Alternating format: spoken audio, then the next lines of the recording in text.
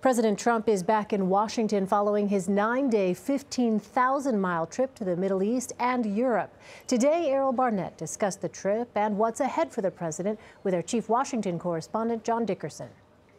What did President Trump accomplish on his overseas trip? He pretty much got the stagecraft of it right, some bumpy parts about his trip to NATO, but I'm not sure that as far as the White House thinks of it and the president thinks of it, a little friction with NATO leaders is okay. But in Saudi Arabia, I think they launched what they saw as the most important part of this trip, which was to basically reorient the United States in concert with Sunni leaders to put pressure on Iran and to end on extremists all across the region and the world. The president very well may pull out of the Paris Climate Agreement. How significant would that be?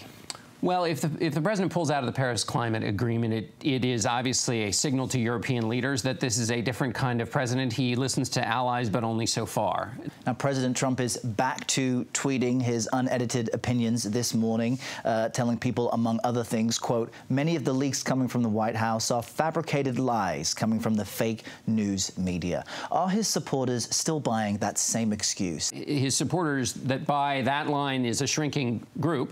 A lot of the things he's calling and has called fake news are now things that have either been supported by officials and by members of both parties. The things he said were fake and made up are now the subject of a special counsel investigation. Hard to make the case that this is a fake set of inquiries.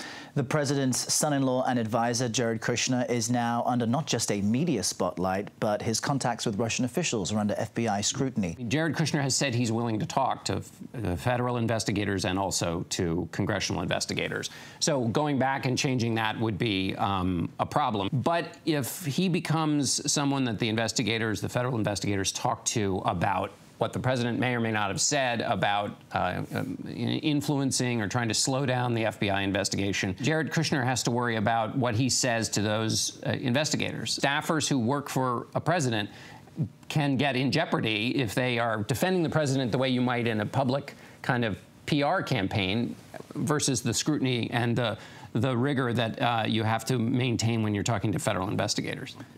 John Dickerson, host of Face the Nation. Always great to get your insight. Thanks, Errol. John and Errol, thanks.